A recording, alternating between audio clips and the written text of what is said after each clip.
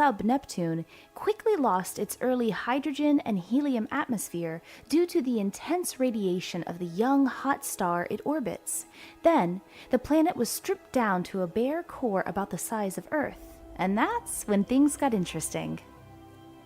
To the surprise of astronomers, Hubble observed an atmosphere which, according to their theory, is a secondary atmosphere that is present now.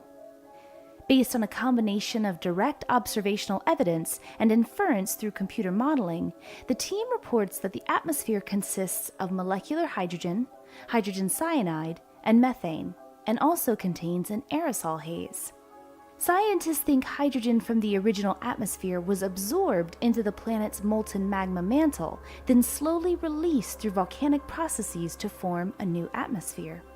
Though this hydrogen continues to escape into space, the secondary atmosphere is replenished by volcanic gases that seep through cracks in the planet's thin crust. Scientists are wondering how many other planets might have started out as gas giants but became smaller and rocky after their early atmospheres evaporated away.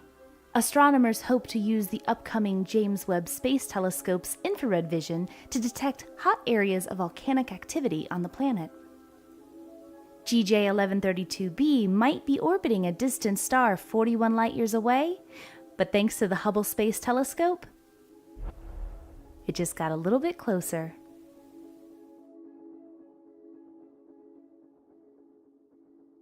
Sure. The moons in our solar system are very diverse, some with liquid water, some that are potentially habitable, so being able to observe moons in different solar systems would give us a whole new treasure trove of interesting worlds to study.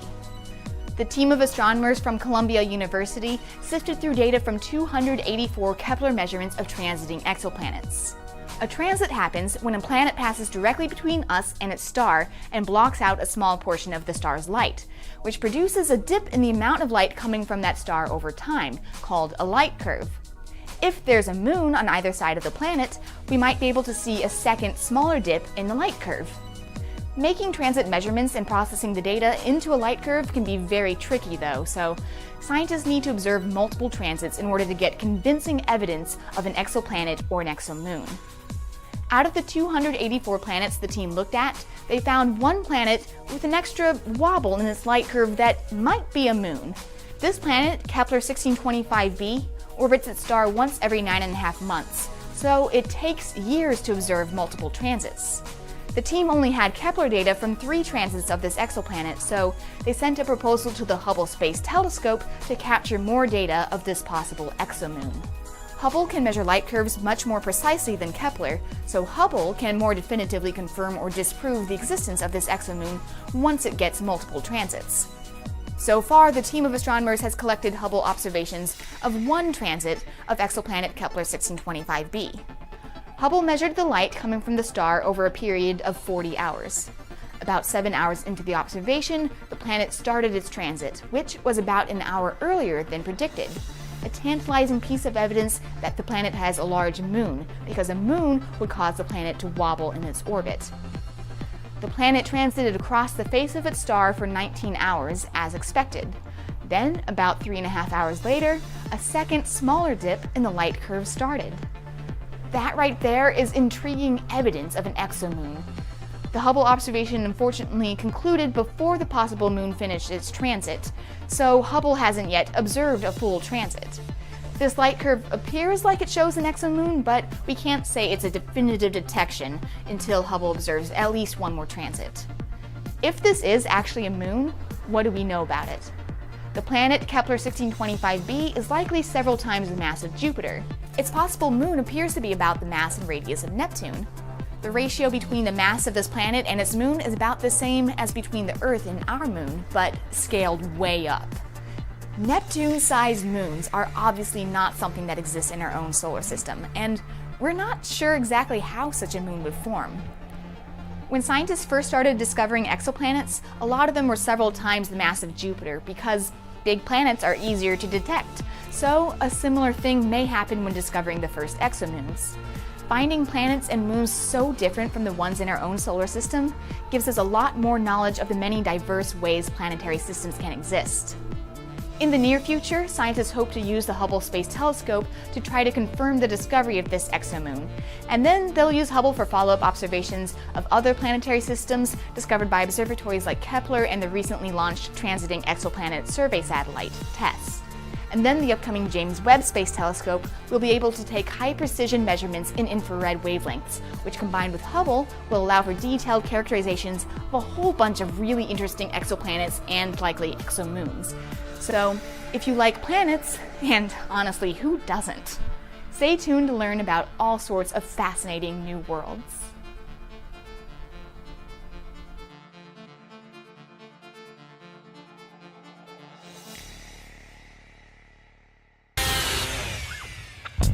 The Hubble telescope is composed of several different instruments, and outside of those is where all the light bounces off of and goes into the instruments. That's where the flaw was. So the problem was something called a spherical aberration. What exactly does that mean? It means the primary mirror had the wrong shape. That is, it's a shallow bowl, effectively, that brings light to a focus. It's a little too shallow. It rendered the telescope fundamentally unfocusable. So it was a little bit out of tolerance on that primary mirror, and it was affecting all the instruments in the Hubble. All 5 scientific instruments on the Hubble depend on a sharp image. That's the whole point. So Hubble's sitting in the doctor's chair, and it has the eye chart in front of it, and instead of seeing the letter E, it sees the letter F. Worse, what it sees looks like a squashed spider. But it's way up in space, and you can't get it back here, so how do you fix it? Well, if you're born with eyeballs that don't quite work, you don't go and buy new eyeballs, you buy a pair of glasses, and that's the approach that we took. The wide field and planetary camera known as WIFPIC relied on light from the primary mirror. The light from that primary mirror all comes down to a focus inside our camera on a mirror that looks just like this. And this is now an opportunity for us to correct the curvature, the shape of the primary mirror right here. We simply put the same error in, reversed, and corrected. The Hubble telescope was designed from the outset to be serviced every 3 years by astronauts. Andrews, you can take it away. The camera is designed to be replaced in space. That's the one thing that was really just waiting for us to take advantage of. Looks like it's in there. Yeah, mine's beautiful. Okay. So what was the outcome? At the Space Telescope Science Institute, way down in the basement, there were a bunch of us watching. And the first image, which was of a star, looked good. So we knew right away that we had a fix. And everything that Hubble was supposed to do was now going to happen. So I think I speak for everyone when I just say thanks to you and your team for all the hard work you put in fixing Hubble, because now we have these images really forever that we can appreciate.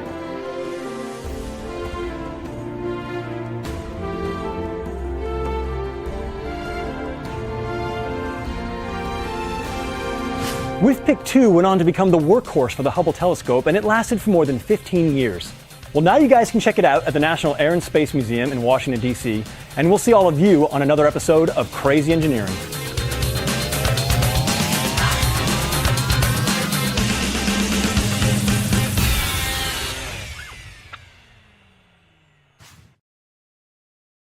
Going to be an important mission. We didn't know how important. We had no clue that Hubble would result in the incredible advances that it's made in our understanding of our universe. It's just the breadth of the scientific discoveries it's been able to make. Everything from the age of the universe, proving the existence of black holes, to discovering brand new things, like the universe is accelerating due to mysterious dark energy. Hubble has consistently taken us to places we've never been, visually, of course, and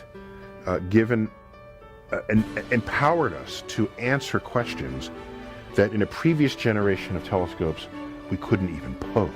So I think what excites me is that it shows us the wonder of the universe, places we can't get to right now. From comets and asteroids to some of the most distant galaxies yet discovered. Hubble continues to revolutionize astronomy in our solar system and beyond. Hubble has changed the way we view our universe and ourselves. We're on a never-ending journey, and the Hubble Space Telescope celebrates its quarter century of exploration.